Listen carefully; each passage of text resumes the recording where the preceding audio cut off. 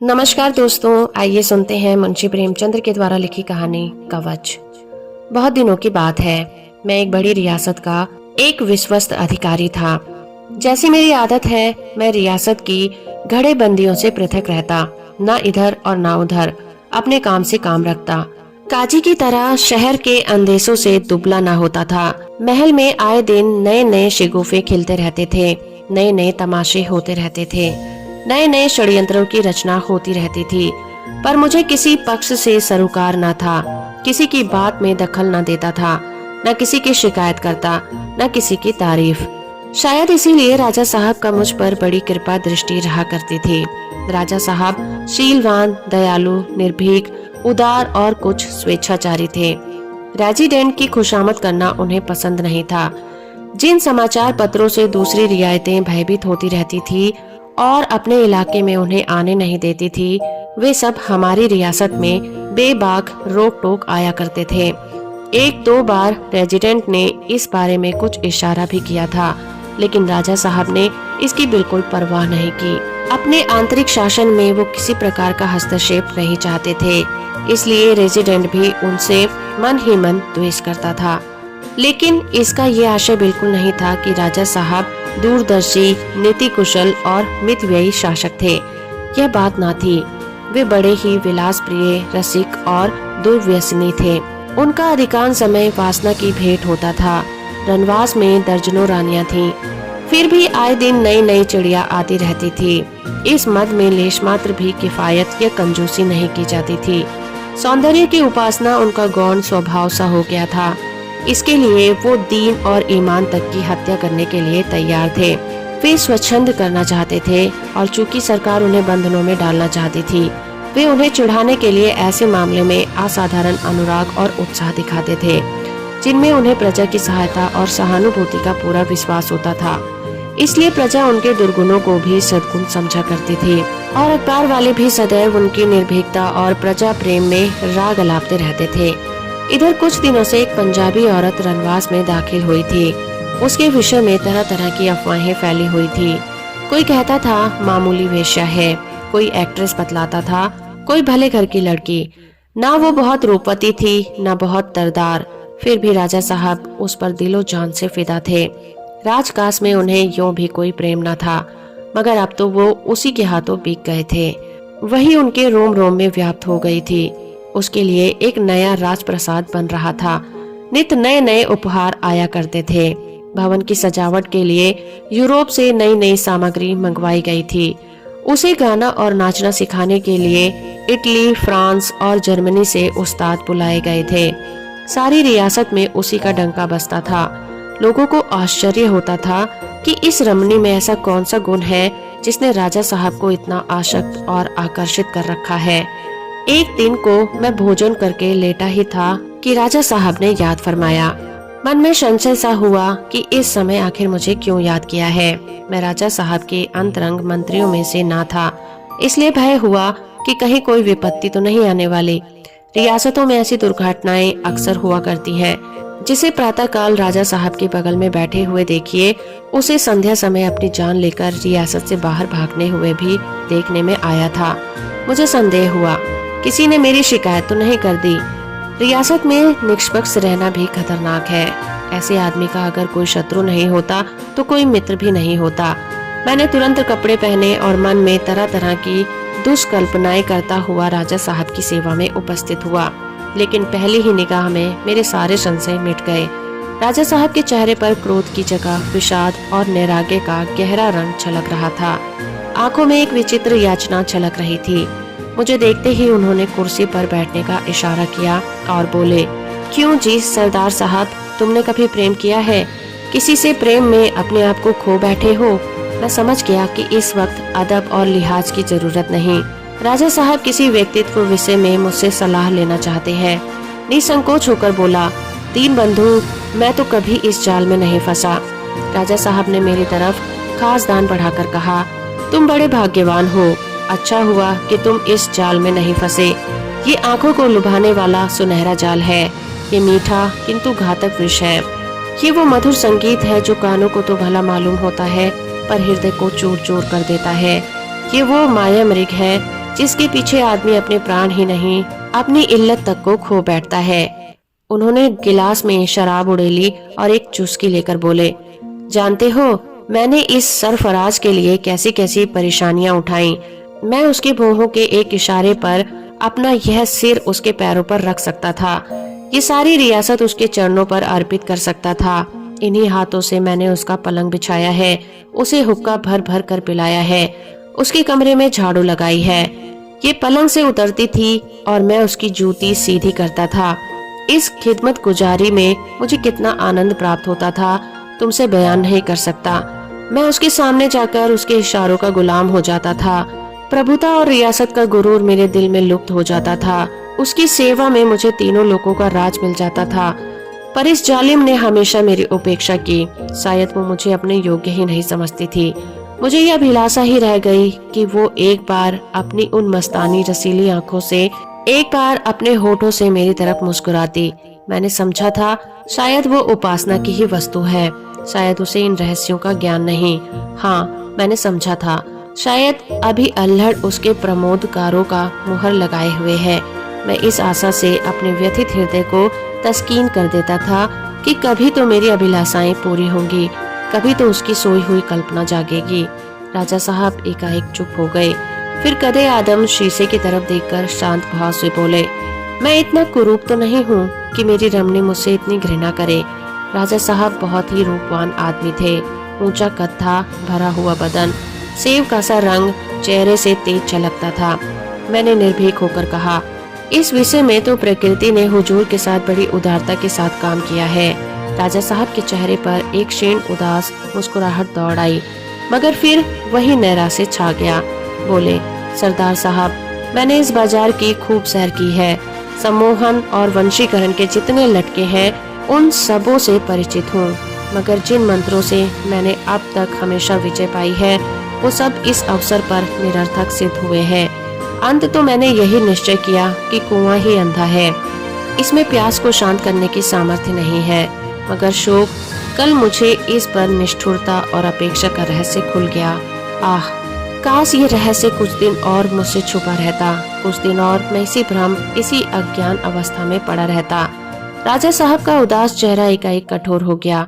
उन शीतल नेत्रों में ज्वाला की चमक उठी। बोले, देखिए, ये पत्र है जो कल गुप्त रूप से मेरे हाथ लगे हैं। मैं इस वक्त इस बात की हकी जांच पड़ताल करना व्यर्थ समझता हूँ कि ये पत्र मेरे पास किसने भेजे हैं, उसे ये कहाँ से मिले।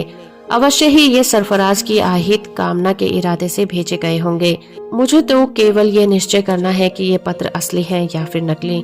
मुझे तो उनके असली होने के अनुमात्र भी संदेह नहीं है। मैंने सरफराज की लिखावट देखी है, उसकी बातचीत के अंदाज से अनभिज्ञ नहीं हूँ। उसकी जबान पर जो वाक्य चढ़े हुए हैं उन्हें खूब जानता हूँ। इन पत्रों में वही लिखावट है। कितनी भीषण परिस्थिति है। इधर मैं तो एक मधुर मुस्कान, एक मीठी अदा के लिए तरसता हूँ, उधर प्रेमियों के नाम प्रेम पत्र लिखे जाते हैं, वियोग वेदना का वर्णन किया जाता है। मैंने इन पत्रों को पढ़ा है, पत्थर का सा दिल करके पढ़ा है, खून का घूंट पी पी कर पढ़ा है और अपनी बोटियों को नोच नोच कर पढ़ा है। आंखों में रक्त की बूंदें निकल निकल आई हैं। ये दगा, ये त्रिया चरित्र मेरे महल में रहकर, मेरी कामनाओं को पैरों से कुचलकर, मेरी आशाओं को ठुकराकर ये क्रीड़ाएं होती हैं। मेरे लिए खारे पानी की एक बूंद भी नहीं, दूसरे पर शुद्ध जल की वर्षा हो रही है। मेरे लिए एक चुटकी भर आटा नहीं, दूसरे के लिए सटरस पदार्थ परसे जा रहे हैं। तुम अनुमान नहीं कर सकते कि इन पत्रों को पढ़कर मेरी क्या दशा हुई है। पहला उद्वेग जो मेरे हृदय में उठा ये वो था कि इसी वक्त तलवार लेकर जाऊं और उस बेदर्द के सामने ये कटार अपनी छाती में भोंक लूं, उसी की आंखों के सामने एड़ियां रगड़ रगड़ कर मर जाऊं। शायद मेरे बाद मेरे प्रेम की कदर करे, शायद मेरे खून के गर्म छींटे उसके वज्र कठोर हृदय को द्रवित कर दे। लेकिन ना मालूम किस प्रदेश से आवाज आई, ये सरासर नादानी है। तुम मर जाओगे और ये छलनी तुम्हारे प्रेम उपहारों के दामन भरे दिल से तुम्हारी मूर्खता पर हंसती हुई दूसरे ही दिन अपने प्रियतम के पास चली जाएगी। दोनों तुम्हारी दौलत के मजे उड़ाएंगे और तुम्हारी वंचित दलित आत्मा को तड़पाएंगे। सरदार साहब, विश्वास मानिए, ये आवाज अपने ही हृदय से किसी स्थल से सुनाई दी थी। मैंने उसी वक्त तलवार निकालकर कमर में रख दी। आत्महत्या का विचार जाता रहा और एक ही क्षण में बदले का प्रबल उद्वेग हृदय में चमक उठा। देह का एक एक परमाणु एक आंतरिक ज्वाला से उत्लिप्त हो उठा। एक एक रोई से आग से निकलने लगी। उसी वक्त जाकर उसी कपटी लीला का अंत कर दूं। जिन आंखों की निगाह के लिए अपने प्राण तक निछावर करता था, उन्हें सदैव के लिए ज्योतिहीन कर दूं। उन विषाक्त अधरों को सदैव के लिए स्वरहीन कर दूं। जिस हृदय से उतनी निष्ठुरता, इतनी कठोरता और इतना कपट भरा हुआ हो, उसे चीरकर पैरों से कुचल डालूं। खून सा सिर पर सवार हो गया। सरफराज की सारी महता, सारा माधुर्य, सारा भाव विलास दूषित मालूम होने लगा। उस वक्त अगर मुझे मालूम हो जाता कि सरफराज की किसी ने हत्या कर डाली है, तो शायद मैं उस हत्यारे के पैरों का चुम्बन करता। अगर सुनता कि वो मरणासन है, तो इसके दम तोड़ने का तमाशा करता। खून का दृढ़ संकल्प करके मैंने दोहरी तलवारें कमान में लगाई हुई हैं और शयनगार में दाखिल हुआ। जिस द्वार पर जाते ही आशा और भय का संग्राम होने लगता था, वहां पहुंचकर इस वक्त मुझे वो आनंद हुआ जो शिकारी को शिकार करने में होता है। सरदार साहब, उन भावनाओं और उद्गारों का जिक्र न करूंगा जो उस समय मेरे हृदय में आंदोलित करने लगे। अगर वाणी में इतनी सामर्थ्य हो तो मन को इस चर्चा से उद्विग्न नहीं करना चाहता। मैंने दबे पांव कमरे में कदम रखा। सरफराज विलास में निद्रा में मग्न थी, मगर उसे देखकर मेरे हृदय में एक विचित्र करुणा उत्पन्न हुई। जी हाँ, वो क्रोध और उत्ताप न जाने कहाँ गायब हो गया। उसका क्या अपराध है? ये प्रश्न आकस्मिक रूप से मेरे हृदय में पैदा हुआ। उसका क्या अपराध है? अगर उसका वही अपराध है जो इस समय मैं कर रहा हूँ, तो मुझे उससे बदला लेने का क्या अधिकार है? अगर वो अपने प्रियतम के लिए उतनी ही विकल है, उतनी ही अधीर, उतनी ही आतुर है जितना कि मैं, तो उसका क्या दोष है? जिस तरह मैं अपने दिल से मजबूर हूँ, क्या वो भी अपने दिल से मजबूर रत्नों से मेरे प्रेम को बिसाहना चाहे, तो क्या मैं उसके प्रेम को अनुरक्त हो जाऊंगा? शायद नहीं। मैं मौका पाते ही भाग निकलूंगा। ये मेरा अन्याय है। अगर मुझ में वो गुण होते जो उसके अज्ञात प्रीतम में है, तो उसकी तबीयत क्यों मेरी ओर आकर्षित न होती? मुझ में वो बातें नहीं है कि मैं उसका जीवन सर्वस्व बन सकूं। अगर मुझे कोई कड़वी चीज अच्छी नहीं लगती, तो मैं स्वभावतः हलवाई की दुकान की तरफ जाऊंगा जो मिठाइयाँ बेचता है। संभव है कि धीरे धीरे मेरी रुचि बदल जाए और मैं कड़वी चीजें पसंद करने लगूं। लेकिन बलात् तलवार की नोक पर कोई कड़वी चीज मेरे मुंह में नहीं डाली जा सकती। इन्हीं विचारों ने मुझे पराजित कर दिया। वो सूरज जो एक क्षण पहले मुझे काटे खाती थी, उसमें पहले से सद्गुना आकर्षण था। अब तक मैंने उसको निद्रा मग्न न देखा था। निद्रावस्था में उसका रूप और भी निष्कलंक मालूम हुआ। जागृति में निगाह कभी आंखों के दर्शन करती, कभी अंधेरों के, कभी कपोलों के। इस नींद में उसका रूप अपनी संपूर्ण कलाओं से चमक रहा था। रूप छटा था कि दीपक जल रहा था। राजा साहब ने फिर प्याला मुंह से लगाया और बोले, सरदार साहब, मेरा जोश ठंडा हो गया। जिससे प्रेम हो गया उसे द्वेष नहीं हो सकता, चाहे वो हमारे साथ कितना ही अन्याय क्यों न करे। जहाँ प्रेमिका प्रेमी के हाथों कत्ल हो, वहाँ समझ लीजिए कि प्रेम न था, केवल विषय लालसा थी। मैं वहाँ से चला आया, लेकिन चित्त किसी तरह शांत नहीं होता। तब से उसे अब तक मैंने क्रोध को जितने ही भरसक कोशिश की, मगर असफल रहा। जब तक वो शैतान जिंदा है, मेरे पहलू में एक कांटा खटकता रहेगा, मेरी छाती पर सांप लौटता रहेगा। वही काला नाग फन उठाए हुए उस रत्न राशि पर बैठा हुआ है। वही मेरे और सरफराज के बीच में लोहे की दीवार बना हुआ है। वही इस दूध की मक्खी है। उस सांप का सिर कुचलना होगा। जब तक मैं अपनी आंखों से उसकी धज्जियां बिखरते न देखूंगा, मेरी आत्मा को संतोष नहीं होगा। परिणाम की कोई चिंता नहीं, कुछ भी हो, मगर उस नर पिशाच को जहन्नुम दाखिल करके दम लूंगा। ये कहकर राजा साहब ने मेरी ओर पूर्ण नेत्रों से देखकर कहा, बतलाइए, आप मेरी क्या मदद कर सकते हैं? मैंने इसमें से कहा, मैं? राजा साहब ने मेरा उत्साह बढ़ाते हुए कहा, हाँ आप जानते हैं मैं इतने आदमियों को छोड़कर आपको क्यों अपना विश्वास पात्र बनाए हुए हूँ। आपसे भिक्षा मांग रहा हूँ। यहाँ ऐसे आदमियों की कमी नहीं है जो मेरा इशारा पाते ही उस दुष्ट के टुकड़े करके उड़ा देंगे, सारे बाजार में उसके रक्त से भूमि को रंग देंगे। जी हाँ, एक इशारे में उनकी हड्डियां का बुरादा बना सकता हूँ, उसके नहों में कीले ठुकवा सकता हूँ। मगर मैंने सबको छोड़कर आपको छाटा। जानते हो क्यों? इसलिए कि मुझे तुम्हारे ऊपर विश्वास है। ये विश्वास वो विश्वास जो मुझे अपने निकटतम आदमियों पर नहीं है। मैं जानता हूँ कि तुम्हारे हृदय में ये भेद उतना ही गुप्त रहेगा जितना मेरे। मुझे विश्वास है कि प्रलोभन अपनी चरम सीमा का उपयोग करके भी तुम्हें नहीं डिगा सकता। पाशविक अत्याचार भी तुम्हारे अधरों को नहीं खोल सकते।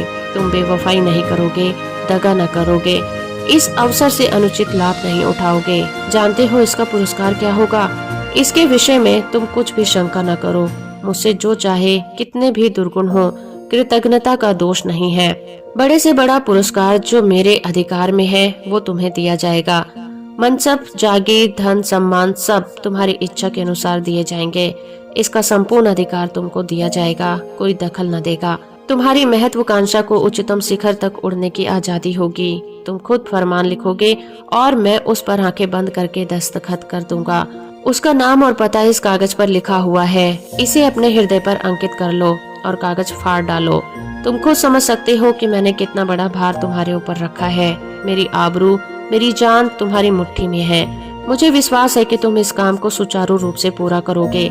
जिन्हें अपना सहयोगी बनाओगे वे भरोसे के आदमी होंगे। तुम्हें अधिकतम बुद्धिमत्ता, दूरदर्शिता और धैर्य से काम लेना पड़ेगा। एक असंयत शब्द, एक क्षण का विलंब, जरा सी लापरवाही मेरे और तुम्हारे दोनों के लिए प्राण घातक होगी। दुश्मन घात में बैठा हुआ है। कर तो डर, ना कर तो डर का मामला है। यूं ही गद्दी से उतारने के मंसूबे सोचे जा रहे हैं। इस रहस्य के खुल जाने पर क्या दुर्गति होगी इसका अनुमान आप लगा सकते हो।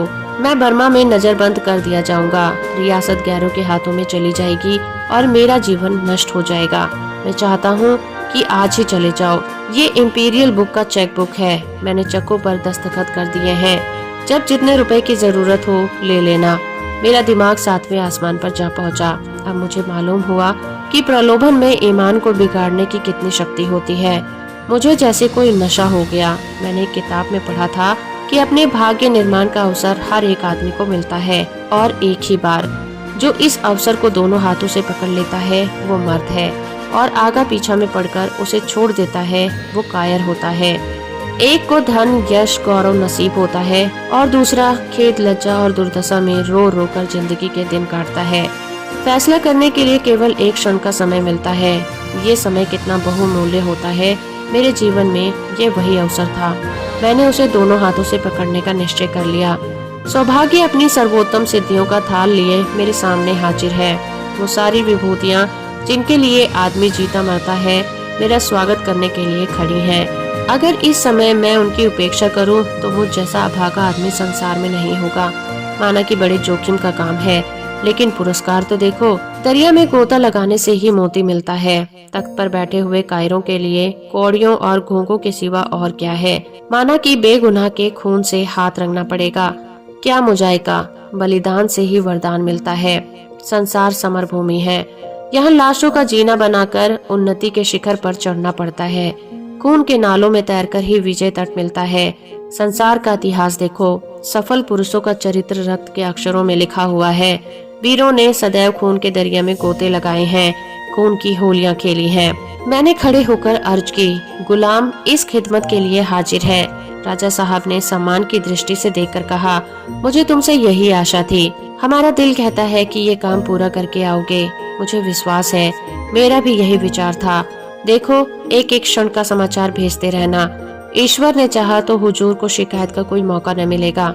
ईश्वर का नाम ना लो। ईश्वर ऐसे मौके के लिए नहीं है। ईश्वर की मदद उस वक्त मांगो जब अपना दिल कमजोर हो। जिसकी बाहों में शक्ति, मन में विकल्प, बुद्धि में बल और साहस है, वो ईश्वर का आश्रय क्यों ले। अच्छा, जाओ और जल्दी सुर्ख होकर लौटो। आंखें तुम्हारी तरफ ही लगी रहेंगी। मैंने आत्मा की आलोचनाओं को सिर तक न उठने दिया। उस दुष्ट को क्या अधिकार था कि वो सरफराज से ऐसा कुत्सित संबंध रखे। जब उसे मालूम था कि राजा साहब ने उसे अपने हरम में दाखिल कर लिया है, वो लगभग उतना ही अपराधी है जितना किसी विवाहित स्त्री को भगा ले जाने वाला। सरफराज एक प्रकार से विवाहिता है। ऐसी स्त्री से पत्र व्यवहार करना और इस पर डोरे डालना किसी दशा में भी क्षम्य नहीं हो सकता। ऐसे संगीन अपराध की सजा भी उतनी संगीन होनी चाहिए। मगर मेरे हृदय में उस वक्त कुछ दुर्लभता, कुछ संशय और कुछ अविश्वास था जो इस तर्क ने उसे दूर कर दिया था। सत्य का विश्वास साहस का मंत्र है। अब वो खून मेरी नजरों में पापमय हत्या नहीं, जायज खून था और उसे मुंह मोड़ना लज्जाजनक कायरता थी। गाड़ी के जाने में अभी 2 घंटे की देर थी। रात भर का सफर था, लेकिन भोजन की और बिल्कुल रुचि न थी। मैंने सफर की तैयारी शुरू कर दी। बाजार से एक नकली दाढ़ी लाया, ट्रंक में 2 रिवॉल्वर रख लिए। फिर सोचने लगा, किसे अपने साथ ले चलूं? यहाँ से किसी को ले जाना तो नीति विरुद्ध है। फिर क्या अपने भाई साहब को उतार दूं? हाँ, यही उचित रहेगा। उन्हें लिख दूं कि मुझसे बम्बई में आकर मिलें। लेकिन नहीं, भाई साहब को क्यों फंसाऊं? कौन जाने क्या हो। बम्बई में ऐसे आदमी की क्या कमी। 1 लाख रुपए का लालच दूंगा, चुटकियों में काम हो जाएगा। वहाँ एक से एक शातिर पड़े हैं, जो चाहे तो फरिश्ते का भी खून कराए। बस इन महाशय को किसी हिमाकत से किसी वैश्य के कमरे में लाया जाए और वहीं उनका काम तमाम कर दिया जाए। ये समुद्र के किनारे जब वो हवा खाने निकले तो वहीं मारकर लाश समुद्र में डाल दी जाए। अभी चूंकि देर थी, मैंने सोचा लाओ संध्या कर लूं। ज्यों ही संध्या के कमरे में कदम रखा, माता जी के तिरंगे चित्र पर नजर पड़ी। मैं मूर्ति पूजक नहीं हूँ, धर्म की ओर मेरी प्रवृत्ति नहीं है, न कभी कोई व्रत रखता हूँ। लेकिन न जाने क्यों उस चित्र को देखकर मेरी आत्मा में एक प्रकाश का अनुभव करता हूँ। उन आँखों से मुझे अब भी वही वात्सल्य ज्योति, वही देवी, वही आशीर्वाद मिलता है, जिसकी बाल स्मृति अब भी मेरे हृदय में गदगद रहती है। वो चित्र मेरे लिए चित्र नहीं बल्कि सजीव प्रतिमा है, जिसने मेरी सृष्टि की है और अब भी मुझे जीवन प्रदान कर रही है। उस चित्र को देखकर मैं यकायक चौंक पड़ा, जैसे कोई आदमी उस वक्त चोर के कंधे पर हाथ रख दे जब वो सेंध मार रहा हो। इस चित्र को रोज ही देखा करता था, दिन में कई बार उस पर निगाह पड़ती थी, पर आज मेरे मन की जो दशा हुई वो कभी नहीं हुई थी। कितनी लज्जा और कितना क्रोध, मानो वो कह रही थी, मुझे तुझसे ऐसी आशा न थी। मैं उस तरफ ताक न सका, फौरन आंखें झुका ली। उन आंखों के सामने खड़े होने की हिम्मत न हुई। मुझे ऐसा मालूम हुआ कि गिर पड़ूंगा। मैं वहीं फर्श पर बैठ गया, मेरा सिर आप ही आप झुक गया, बिल्कुल अज्ञात रूप, मानो किसी दैवी प्रेरणा से मेरे संकल्प में एक और क्रांति हो गई हो। उस सत्य के पुतले, उस प्रकाश की प्रतिमा ने मेरी आत्मा को सजग कर दिया। मन में क्या क्या भाव उत्पन्न हो गए, क्या क्या विचार उठे, इसकी मुझे खबर न थी। मैं उतना ही जानता हूँ कि मैं एक सम्मोहित दशा में घर से निकला, मोटर तैयार कराई और 10 बजे राजा साहब की सेवा में जा पहुँचा। मेरे लिए उन्होंने विशेष रूप से ताकीद कर दी थी, जिस वक्त चाहूँ उनसे मिल सकूँ, कोई अड़चन न पड़ी। मैं जाकर नम्र भाव से बोला, हुजूर कुछ अर्ज करना चाहता हूँ। राजा साहब अपने विचार से इस समस्या को सुलझाकर इस वक्त इत्मीनान की सांस ले रहे थे। मुझे देखकर उन्हें किसी नई उलझन का संदेह हुआ। त्योरियों पर बल चढ़ गए, मगर एक ही क्षण में नीति ने विजय पाई। मुस्कुराकर बोले, हाँ हाँ कहिए, कोई खास बात? मैंने निर्भीक होकर कहा, मुझे क्षमा कीजिए, मुझसे ये काम नहीं होगा। राजा साहब का चेहरा पीला पड़ गया। मेरी ओर विस्मत से देखकर बोले, इसका मतलब मैं ये काम नहीं कर सकूंगा? क्यों? मुझ में वो सामर्थ्य नहीं है। राजा साहब ने व्यंग्यपूर्ण नेत्रों में देखकर कहा, शायद आत्मा जागृत हो गई। क्यों? वही बीमारी जो कायरों और नामर्दों को हुआ करती है। अच्छी बात है, जाओ। हुजूर आप मुझसे नाराज ना हो। राजा साहब ने सिंह की भांति अग्नि नेत्रों से देखते हुए गरज कर कहा, मत बको। फिर कुछ नर्म होकर बोले, तुम्हारे भाग्य में ठोकरे खाना ही लिखा है। मैंने तुम्हें वो अवसर दिया था जिसे कोई दूसरा आदमी दैवीय वरदान समझता, मगर तुमने उसकी कदर न की। तुम्हारी तकदीर तुमसे फिरी हुई है। हमेशा गुलामी करोगे और धक्के खाओगे। तुम जैसे आदमियों के लिए गेरुए बाने हैं और कमंडल तथा पहाड़ की गुफा। इस धर्म और अधर्म की समस्या पर विचार करने के लिए उसी वैराग्य की जरूरत है। संसार मर्दों के लिए है। मैं पछता रहा था कि मैंने पहले ही क्यों ना इनकार कर दिया। राजा साहब ने एक क्षण के बाद फिर कहा, अब भी मौका है, फिर सोचो। मैंने उसी निशंस तत्परता के साथ कहा, हुजूर मैंने खूब सोच लिया। राजा साहब हाथ दांतों से काटकर बोले, बेहतर है, जाओ और आज की रात को मेरे राज्य की सीमाओं के बाहर निकल जाओ। शायद कल तुम्हें इसका अवसर न मिले। मैं ना मालूम क्या समझकर तुम्हारी जान बख्श रहा हूँ। न जाने कौन मेरे हृदय में बैठा हुआ है जो तुम्हारी रक्षा कर रहा है। मैं इस वक्त अपने आप में नहीं हूँ, लेकिन मुझे तुम्हारी शराफत पर भरोसा है। मुझे अब भी विश्वास है कि इस मामले का तुम दीवार के सामने भी जुबान नहीं खोलोगे। मैं चुपके से निकल आया और रातों रात राज्य के बाहर पहुंच गया। मैंने उस चित्र के सिवा और कोई चीज अपने साथ न ली। इधर सूर्य ने पूर्व की सीमा में पदार्पण किया, उधर मैं रियासत की सीमा से निकलकर अंग्रेजों के इलाके में जा पहुंचा। तो दोस्तों, अभी आप सुन रहे थे मुंशी प्रेमचंद्र के द्वारा लिखी कहानी कवच।